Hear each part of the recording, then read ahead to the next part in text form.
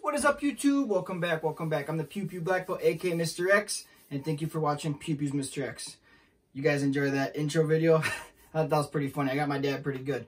So, yeah, we were shooting the Smith & Wesson Model 29, and I loaded up with a bunch of 44 specials, so my dad didn't anticipate that 44 Magnum, and yeah, it was pretty funny. His face was priceless, but yeah, you can see it is unloaded. I always do safety checks before my videos start. But yeah, Smith & Wesson Model 29, awesome, great gun. I think it's a very soft shooting gun, not as hard packed. I don't think it's as hard hitting as everyone says it is. Either that or just my Smith & Wesson's just very comfortable and enjoyable to shoot. I love it. It's literally, I think, one of my favorite, I feel like I say that all about a lot of my guns. They're all my favorites, but I feel like this is my top. I don't think I'm ever want to get rid of this besides my family heirloom guns. But enough of me talking about that. Love the Smith & Wesson 44 Magnum. But as you can tell with the title here, I want to talk about some red dots for EDC. What are your guys' opinions? And yeah, I'm gonna give you my opinion obviously too, but I want you to give me your opinion in the comments below. But another thing too I want to share with you guys. What do I do with that belt?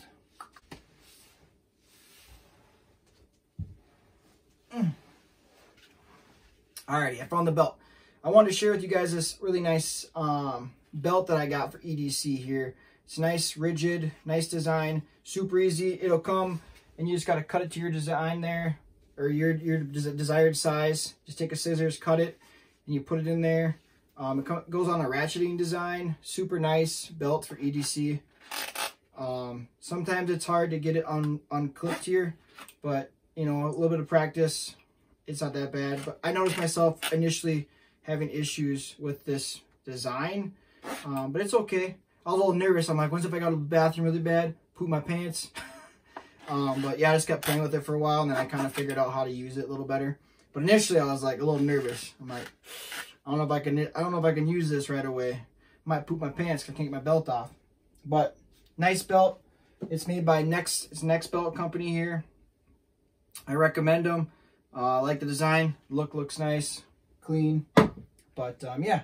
So another thing I want you guys to talk about. Let me know what you guys prefer. I'm gonna tell you what I prefer. I prefer to carry something smaller, but leave a comment in your comments too. What do you guys kind of prefer to carry? Do you guys carry more of a full-size gun or more mid-size, small size? What kind of guns do you guys prefer to carry? Just let me know in the comments below. And what brands do you guys like? What brands have you just found out that you just hated? I currently carry the Taurus GX4, nice micro 9mm, very comfortable to carry. I've noticed that some guys have had reliability issues with them. I keep testing mine out and trying to make it fail or malfunction. I haven't had any issues. I like it a lot. Very nice, comfortable, slim profile design, cool little EDC little gun. And by the way, if you're wondering, I am going to be making a video coming up soon here for all you guys that are interested in like knowing what ammo performs the best, especially with smaller barrel 9mm, because this is the smallest barrel 9mm that I currently own. Very short little barrel on this little puppy, so I want to test the velocity, because the velocity here is going to be a lot less than the velocity out of this Canic, for instance. A lot bigger barrel, so that's the reason why I want to test out the hollow points out of this small little barrel for all you guys that carry small barreled 9mm like me. So I think I got like 8 to 10 different brands of hollow points that I've been collecting gradually. It is kind of expensive, you know. So if you appreciate that, make sure you give me that thumbs up and leave a comment down below. But that video is coming soon. Hope you guys enjoy that when it comes out. But back to the topic of discussion. Why do I think a guy doesn't need to carry a red dot? For one, I feel like you shouldn't become so dependent on an optic. Okay, the optic will fail. It's just inevitable. It's gonna fail because it has to be relied on a battery. Has to be relied on the weather, how well it was made. Not every single red dot is gonna be made the exact same regardless. I mean, there's always gonna be some type of flaw. It can never be perfect. So you're relying on everything to be perfect, to function perfectly. You know what I mean? Like, why would you want to put yourself in that situation, in a dangerous situation?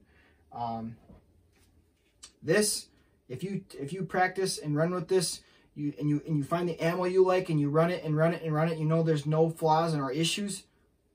There's nothing. I mean, for the most part, there's nothing that's going to go wrong. I mean, everything's set up besides like if a spring broke on you or something like that. Then I guess it's just a throwing rock. But like, there's a lot less things that go wrong with an iron setup versus if you throw an optic on your gun. It's just the facts. And on top of that, with the red dot, I mean, if lint, debris falls inside of on your lens, it gets smudged. Yeah, there's just a lot of other variables too, besides just the optic itself, is just other variables that you can't control. For instance, that are other issues going to have. And then you're going to have your guys saying, well, I have a co-witnessing red dot. That's awesome. That's great. But do you actually practice shooting with your irons?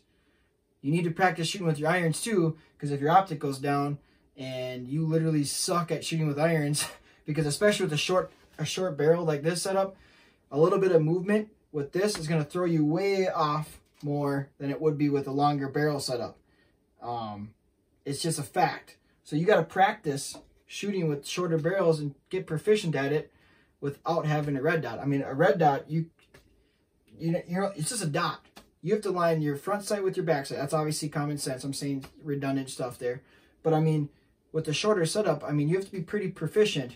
Your muscle memory has to be all on key point there.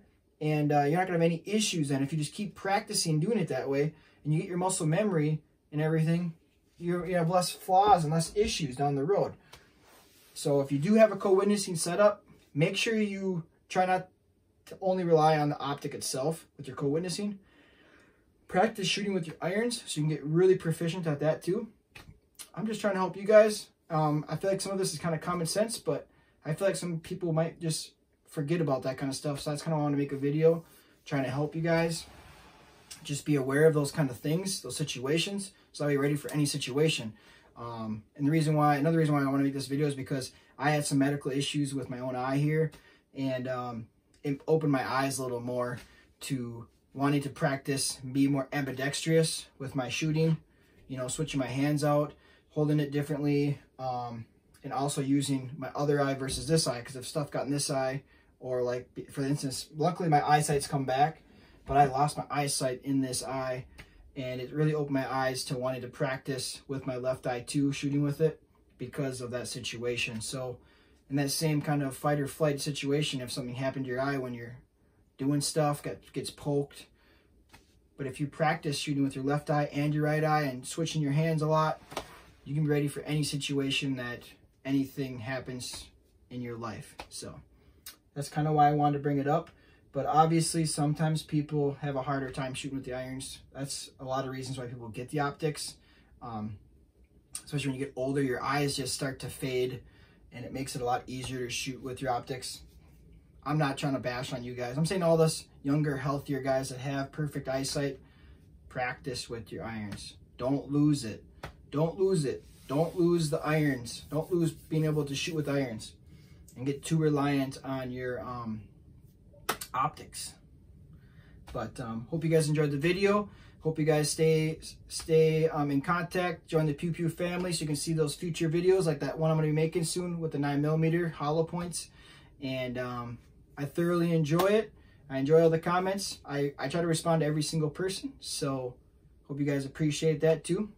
And otherwise, I'll catch you guys in the next video.